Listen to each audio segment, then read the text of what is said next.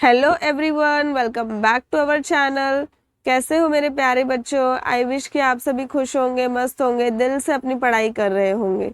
इस लेक्चर में हम प्रैक्टिस सेट 14.2 के क्वेश्चंस को सॉल्व करने जा रहे हैं। 10 क्वेश्चंस है, तो बिना किसी देरी के सॉल्व करना शुरू करते हैं, नहीं तो वीडियो बहुत लेंदी हो जाएगा। अगर आप लोगों ने अभी तक मेरे चैनल को सब्सक्राइब नहीं किया है तो सब्सक्राइब कर लो, बेल आइकन को प्रेस कर दो, इससे आपको लेटेस्ट वीडियो के नोटिफिकेशंस मिल जाएंगे। एंड अगर वीडियो पसंद आए तो वीडियो को लाइक ज़रूर करना, इससे मुझे मोटिवेशन मिलता है और बहुत सारे वीडियोस को बनाने का। तो शुरू करते हैं बच्चों फर्स्ट क्वेश्चन से। पहला क्वेश्चन है यहाँ पे, on the construction work of a flyover bridges there were 320 workers initially, the number of workers were increased by 25% every year, find the number of workers after 2 year. Question का मतलब है बच्चों कि किसी कंस्ट्रक्शन वर्क पर सबसे पहले starting में इनिशियली 320 वर्कर्स काम कर रहे हैं। हमें क्या फाइंड आउट करना है कि 2 साल के बाद कितने नंबर ऑफ वर्कर्स वहां पे होंगे अगर एवरी ईयर 25% की रेट से नंबर ऑफ वर्कर को इंक्रीज किया जा रहा है। आई बात समझ में? क्वेश्चन का मतलब क्या है कि किसी कंस्ट्रक्शन वर्क पर इनिशियली 320 वर्कर्स है एंड एवरी ईयर क्या हो रहा है, 25% रेट से वर्कर को इंक्रीज कर रहे हैं। तो 2 इयर्स के बाद नंबर ऑफ वर्कर्स कितने होंगे ये हमें फाइंड आउट करना है। अब इसके पहले वाले प्रैक्टिस सेट में हम क्या लिख रहे थे, हम प्रिंसिपल को पी से डिनोट कर रहे थे, क्योंकि क्वेश्चन में दिया था रेट ऑफ इंटरेस्ट, प्रिंसिपल, ये सब लिखा हुआ था ना क्वेश्चन में, तो हम वही यूज कर रहे थे। बट यहाँ पे प्रिंसिपल नहीं लिखा है, यहाँ पे प्रिंसिपल दिया हुआ है बट प्रिंसिपल नहीं लिखा है। तो हमें कैसे लिखना है, यहाँ पे हमें भी सॉल्यूशन में प्रिंसिपल की जगह पे लिखना है इनिशियली नंबर ऑफ वर्कर्स जो है वही तो प्रिंसिपल है, तो हमें प्रिंसिपल नहीं लिखना है, हमें लिखना है इनिशियली नंबर ऑफ वर्कर्स। और ये है क्या, ये प्रिंसिपल है तो P से डिनोट करेंगे और कितने हैं, 320 है। देन रेट ऑफ इंटरेस्ट लिखते थे, इसके जगह लिखेंगे rate of increase in number of workers, कितने रेट से वर्कर इंक्रीज हो रहा है, ये क्या है, R है, तो वो है 25%। देन ड्यूरेशन के लिए हमें हर जगह ड्यूरेशन ही लिखना है, तो ड्यूरेशन को N से डिनोट करते तो N 2 इयर्स। अब यहाँ हमें क्या फाइंड आउट करना है, number of worker after 2 years. The number of workers after 2 years, 2 साल के बाद जो नंबर ऑफ वर्कर होंगे वो क्या होगा, एक्चुअली में अमाउंट होगा, तो amount is equal to question mark. इतना समझ में आ गया आप लोग को? अब हम इसको सॉल्व करते हैं। अमाउंट डायरेक्टली सॉल्व करने का क्या फॉर्मूला है, P multiply by 1 plus R upon 100 whole raise to power N। Principal क्या है, 320 मल्टीप्लाई बाय 1 प्लस R कितना है, 25 अपॉन 100 रेज टू N कितना है, 2 इयर्स का टाइम है। ठीक है, चलो 320 एज इट इज ही लिखेंगे, पहले ब्रैकेट को सॉल्व करना होता है। अब 25 और 100 यहाँ पे क्या हो रहा है बच्चों, डिवाइड हो रहा है ना, 25 और 100 डिवाइड हो रहा है, 25 1 25, 25 4 100 डिवाइड हो रहा है, तो अब डिवाइड कर देंगे ना। 1 प्लस 1 अपॉन 4 हो गया, 25 और 100 कैंसल होके क्या बन गए, 1 upon 4 whole power 2। Then 320 as it is, bracket को सॉल्व करना है, मैंने बताया था ब्रैकेट कैसे सॉल्व करते। 4 जहां मैंने एरो बनाया ये वाले 1 से क्या होगा, मल्टीप्लाई होके न्यूमरेटर क्या हो जाएगा, ऐड हो जाएगा। तो 4 1 से मल्टीप्लाई होगा तो 4 ही होगा, प्लस न्यूमरेटर ऐड हो जाएगा। देखो यहाँ लिख देती हूँ एक बार, 4 1 से मल्टीप्लाई होगा प्लस न्यूमरेटर ऐड होगा, डिवाइड बाय डिनोमिनेटर मतलब 4 as it is whole square. यहाँ एक लाइन ड्रॉ कर देती हूँ और इसके बाजू में सॉल्व करती हूँ। Now 320 as it is, bracket को सॉल्व करोगे तो आ जाएगा numerator 5 denominator 4 whole square.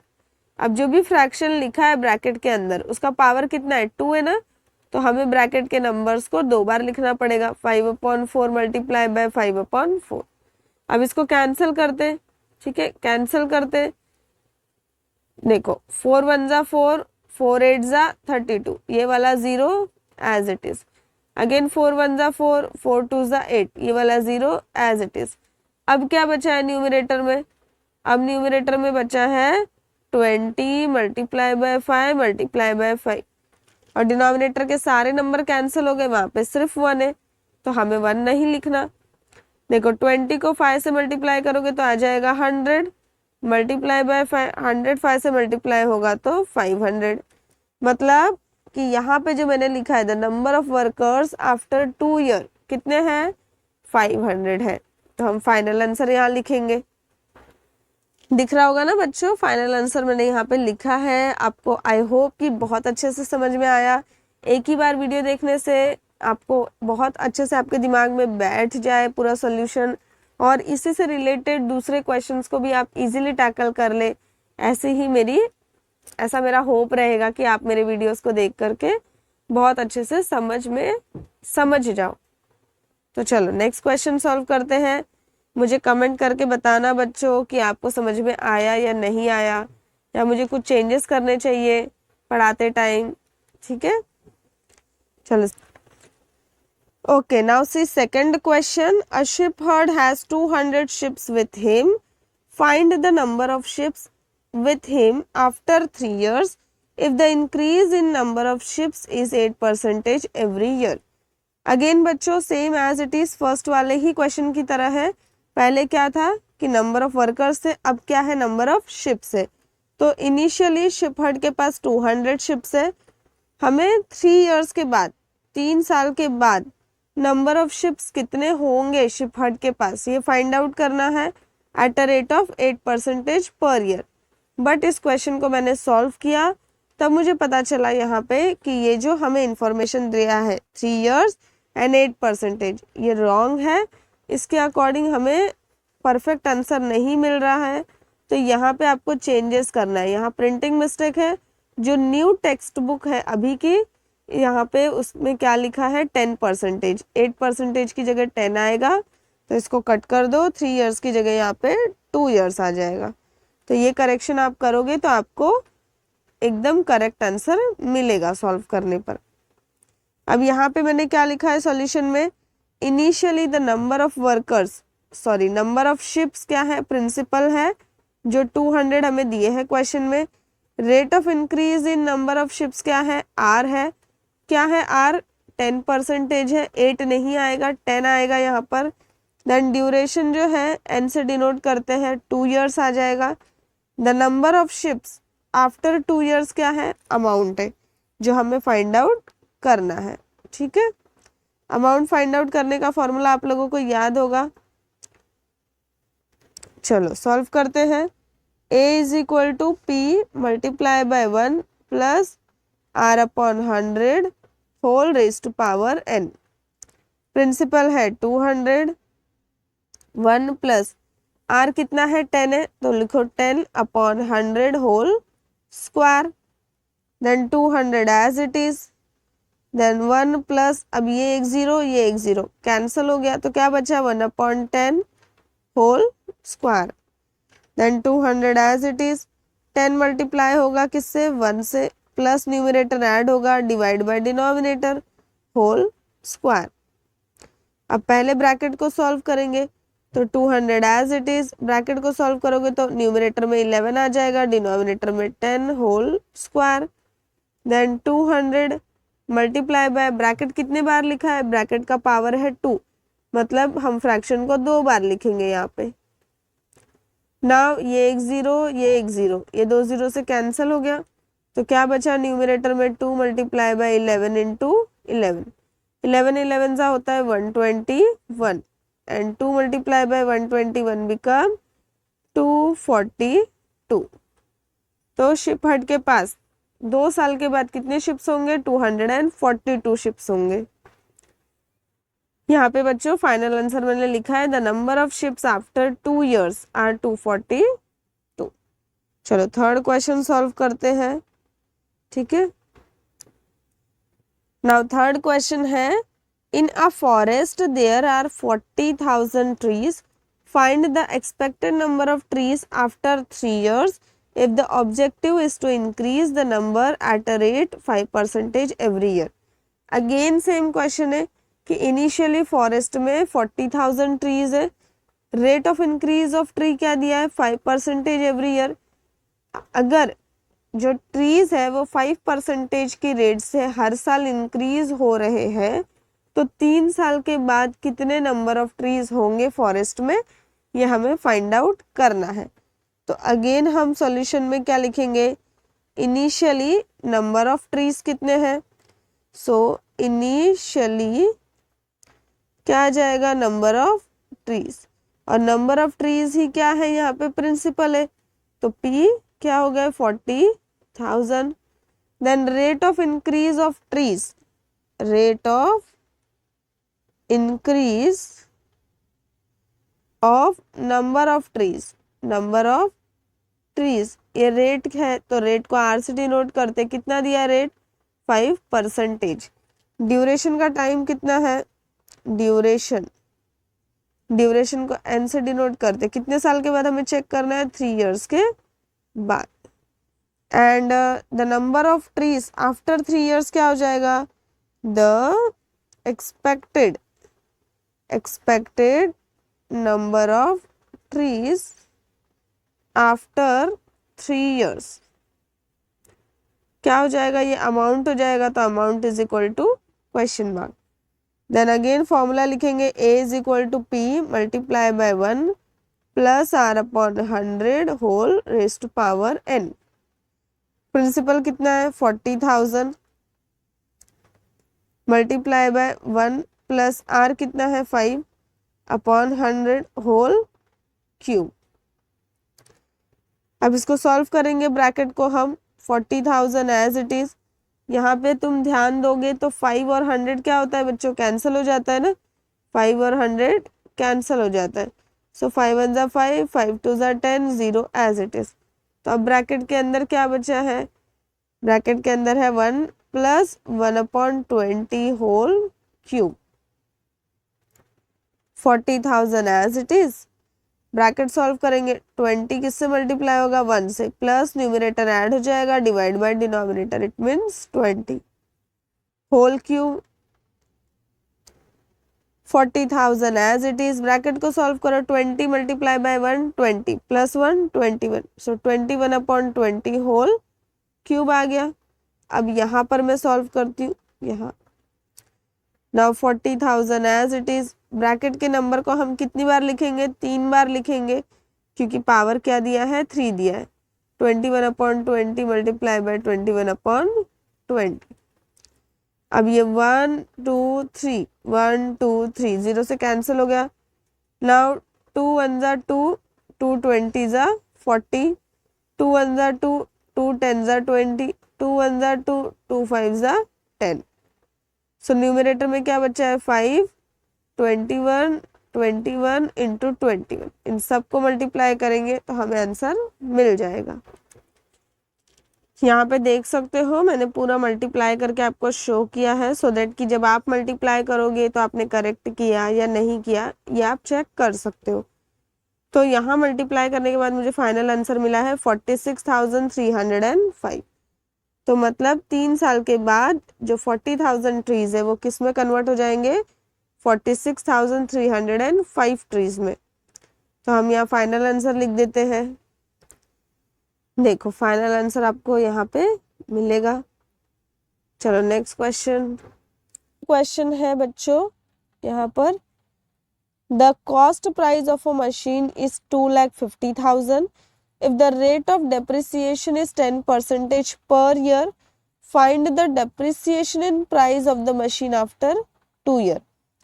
Question का मतलब है कि इनिशियली मशीन का जो प्राइस है वो है 2,50,000। पहले हम क्या देख रहे थे कि कुछ रेट से number of ships, number of worker क्या हो रहे, इंक्रीज हो रहे। बट अब यहाँ पे क्या लिखा है, रेट ऑफ डेप्रिसिएशन। डेप्रिसिएशन का मतलब होता है कम हो जाना, डेप्रिसिएशन का मतलब होता है कम हो जाना। मतलब अब जो मशीन का प्राइस है वो कम हो रहा है। किस रेट से कम हो रहा है, तो 10% की रेट से कम हो रहा है। हमें क्या फाइंड आउट करना है, depreciation in the price of machine after 2 year, मतलब 2 साल के बाद मशीन का कितना पैसा कम हुआ। मशीन का क्या प्राइस है 2 साल के बाद, ये अलग क्वेश्चन है। कितना पैसा मशीन का कम हो गया, ये अलग क्वेश्चन है। तो ध्यान से आपको समझना है, क्वेश्चन में क्या लिखा है, find the depreciation in price of the machine after 2 year, मतलब मशीन का कितना पैसा कम हुआ, हमें ये फाइंड आउट करना है। और ये एक्चुअली में है क्या, तो ये है इंटरेस्ट। अगर हम इसको हमारे फॉर्मूले के अकॉर्डिंग देखें तो ये क्या है, इंटरेस्ट है। तो इंटरेस्ट कैसे फाइंड आउट होता है, जब हम अमाउंट में से प्रिंसिपल को डिडक्ट करते हैं तब हमें क्या मिलेगा, इंटरेस्ट मिलेगा। तो सॉल्यूशन लिखना स्टार्ट करते हैं यहाँ पर। तो प्रिंसिपल यहाँ पे क्या होगा, cost price of a machine. Cost price of machine क्या हो जाएगा, प्रिंसिपल। तो P इज इक्वल टू यहाँ पे लिखो 2,50,000।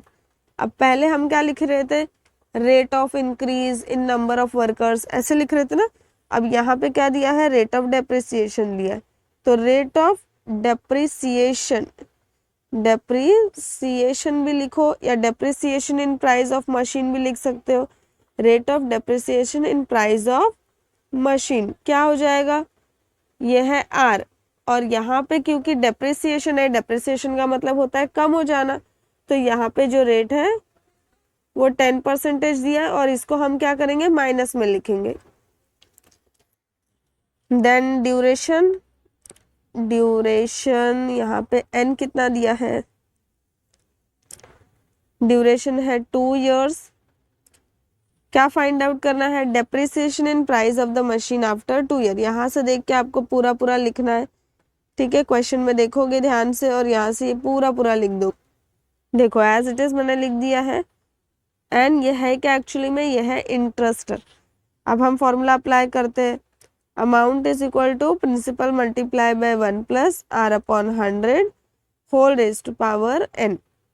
प्रिंसिपल कितना है, कॉस्ट प्राइस ऑफ मशीन जो है 2,50,000, 1 प्लस, अब रेट ऑफ डेप्रिसिएशन लिखा है, तो डेप्रिसिएशन हो रहा है मतलब कम हो रहा है, मैंने बताया ना। तो ये प्लस की जगह क्या आ जाएगा, माइनस का sign. So 1 minus 10 upon 100 whole raise to power n, और n कितना है 2, तो यहाँ लिखेंगे 2। नाउ 2,50,000, ये 10 और 100 क्या होगा, एक जीरो कैंसिल हो गया, तो 1 माइनस 1 अपॉन 10 हो जाएगा होल स्क्वायर। अगेन 2,50,000 को एज इट इज कॉपी करते जाना है, पहले ब्रैकेट सॉल्व करना है। 10 1 से मल्टीप्लाई होगा, सो 10 मल्टीप्लाई बाय 1। देन यहाँ पे देखो हमेशा हम प्लस करते, बट यहाँ पे माइनस दिया है, तो यहाँ पे हम क्या करेंगे, माइनस करेंगे, -1 अपॉन 10 होल स्क्वायर, ठीक है। So 2,50,000, then 10 multiply by 1 10 minus 1 9, 9 upon 10 whole square हो जाएगा। देन 2,50,000, 9 अपॉन 10 को हम कितनी बार करेंगे मल्टीप्लाई, 2 बार, क्योंकि यहाँ पे ब्रैकेट में पावर जो है वो कितना दिया है 2।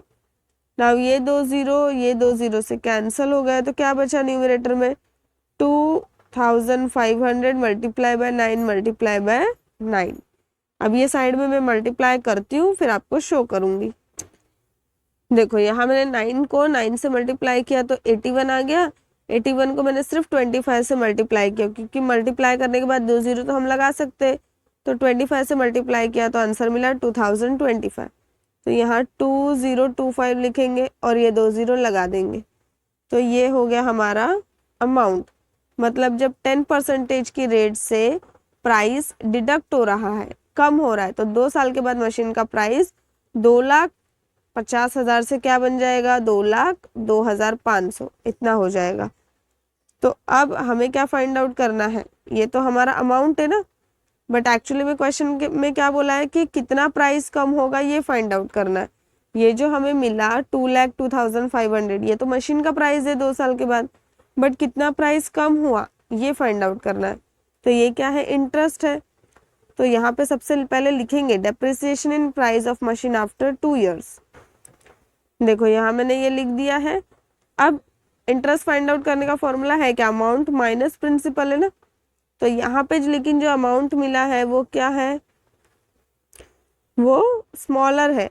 तो अगर आप अमाउंट माइनस प्रिंसिपल करोगे ना तो आंसर नेगेटिव आएगा। तो क्या करना पड़ेगा, पहले प्रिंसिपल लिखो देन माइनस अमाउंट करो। प्रिंसिपल कितना है 2,50,000, अमाउंट कितना मिला 2,02,500। सब्ट्रैक्ट करोगे तो कितना आ जाएगा 47,500। इट मीन्स 2 साल के बाद मशीन का प्राइस कितना कम हुआ है, 47,500 रुपीज कम हुआ है। तो हम लिखेंगे फाइनल आंसर। यहाँ पे आपको कुछ भी याद नहीं करना है, टेक्स्ट बुक में ही सब क्वेश्चन में ही दिया होता है। देखो यहाँ पे लिख दोगे क्वेश्चन में से देख के, the depreciation in price of the machine after 2 years is 47,000 rupees. देखो फाइनल आंसर मैंने यहाँ लिखा है। अब नेक्स्ट क्वेश्चन सॉल्व करते हैं। 5th क्वेश्चन है, find the compound interest if the amount of a certain principal after 2 years is 4,036 rupees 80 paisa at the rate of 16% per annum. Question का मतलब है बच्चों कि अगर हमारे पास किसी एक प्रिंसिपल का, मतलब कुछ सर्टेन प्रिंसिपल बोला है ना, तो प्रिंसिपल हमें पता नहीं है। किसी प्रिंसिपल के लिए अगर अमाउंट 4,036 रुपीज 80 पैसा है फॉर 2 years और रेट ऑफ इंटरेस्ट क्या है यहाँ पे 16% पर एनम है, तो कंपाउंड इंटरेस्ट कितना होगा ये हमें फाइंड आउट करना है। तो मैंने क्या बोला, कुछ सर्टेन प्रिंसिपल का अमाउंट यहाँ दिया है तो हमें प्रिंसिपल पहले फाइंड आउट करना होगा एंड देन अमाउंट में से प्रिंसिपल डिडक्ट कर देंगे, तब हमें इंटरेस्ट मिलेगा। तो सॉल्यूशन में हम सबसे पहले लिखेंगे कि प्रिंसिपल, वैसे तो हम प्रिंसिपल ही पहले लिखते, अब यहाँ पे हमें प्रिंसिपल फाइंड आउट करना पड़ेगा क्योंकि मुझे इंटरेस्ट फाइंड आउट करना है। इंटरेस्ट का फॉर्मूला है अमाउंट माइनस प्रिंसिपल, तो प्रिंसिपल हमें फाइंड आउट करना होगा। तो प्रिंसिपल के लिए क्वेश्चन मार्क लिख दो। Then rate of interest, rate of interest जो है वो आर से डिनोट करते, तो आर यहाँ पे कितना दिया है 16% पर एनम। ड्यूरेशन कितना है, N is equal to duration कितना है यहाँ पे 2 years है। देन अमाउंट क्वेश्चन में दिया है, क्या है अमाउंट, अमाउंट है 4,036 रुपीज एंड 80 पैसा। फाइंड आउट क्या करना है, compound interest question mark. Formula apply करेंगे तो a is equal to p multiply by 1 plus r upon 100 whole raise to power n। Now amount है यहाँ पे 4,036.80, प्रिंसिपल फाइंड आउट करना है तो एज इट इज लिखो 1 प्लस r है 16 upon 100 whole raise to power 2। ना 4,036.80 को मैं क्या कर रही हूँ, यहाँ पे फ्रैक्शन में लिख रही हूँ। मैं यहाँ पर डेसिमल पॉइंट रिमूव कर रही हूँ, तो डेसिमल पॉइंट रिमूव करेंगे तो डिनोमिनेटर में 100 आ जाएगा, is equal to p multiply by, अब यहाँ 16 और जो 100 है, 16 और जो 100 है वो डिविजिबल है, तो 4 से डिवाइड करते, 4 4 ज़ा 16, 4 25 ज़ा 100, डिवाइड हो गया। अब क्या बचा है न्यूमरेटर में, यहाँ पे 1 प्लस 4 अपॉन 25 होल स्क्वायर। ना 4,036.80 को तो हमने क्या किया, डेसिमल पॉइंट रिमूव कर दिया, अपॉन 100, ये एक जीरो कैंसिल हो गया। यहाँ पे p मल्टीप्लाई बाय 25 1 से मल्टीप्लाई, ब्रैकेट को हम सॉल्व करेंगे, सो 25 1 से मल्टीप्लाई हो जाएगा प्लस 4 अपॉन 25 होल स्क्वायर। अब इसके बाद 4,000, अब इसके बाद बच्चों 40368 अपॉन 10 एज इट इज हो जाएगा। p multiply by, bracket solve करेंगे, 25 1 ज़ा 25 plus 4 29 upon 25 whole raise to power 2 मतलब होल स्क्वायर। अब हमें क्या फाइंड आउट करना है, हमें फाइंड आउट करना है बच्चों principal. 40368 upon 10 as it is p multiply by, bracket को हम क्या करेंगे सॉल्व करेंगे तो 29 अपॉन 25 मल्टीप्लाई बाय 29 अपॉन 25 हो जाएगा। अब मुझे p फाइंड आउट करना है, तो p के साथ जितने भी यहाँ पे नंबर है सबको मैं शिफ्ट करूंगी, मतलब ये 29 अपॉन 25 को मैं क्या करूंगी शिफ्ट करूंगी। तो शिफ्ट करते टाइम जो नंबर मल्टीप्लिकेशन में होते वो डिवाइड होते और जो डिवीजन में होते वो मल्टीप्लाई होते। तो क्या होगा 29 जो है वो मल्टीप्लिकेशन में है तो वो क्या हो जाएगा, वो हो जाएगा डिवाइड। तो multiply by 29 multiply by 29 denominator में आ जाएंगे और जो डिवीजन में थे वो मल्टीप्लाई हो जाएंगे तो 25 न्यूमरेटर में आ जाएगा। अब हमें इसको क्या करना है सॉल्व करना है, ठीक है। नाउ बच्चों यहाँ देख सकते हो 25 को 25 से मैंने मल्टीप्लाई किया तो आंसर आया 625। 625 को मैंने 40,368 से मल्टीप्लाई किया तो मुझे आंसर मिला यहाँ पे 2523 and 40। Divide by 10 multiply bye, अभी भी 29 को 29 से मल्टीप्लाई करना बाकी है तो फिर वो मल्टीप्लाई करके मैं आपको आंसर शो करती हूँ।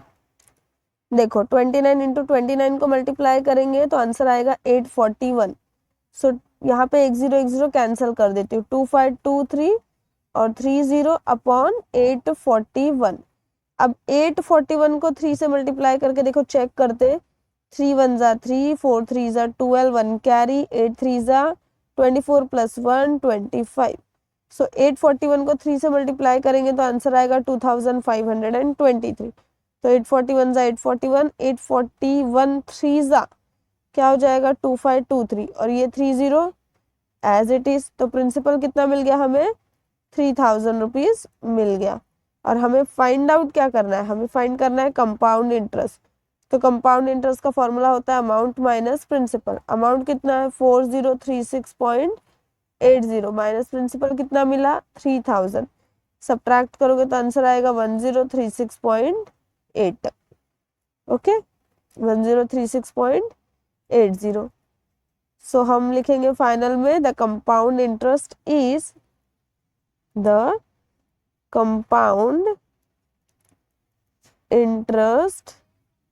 ₹1036.80।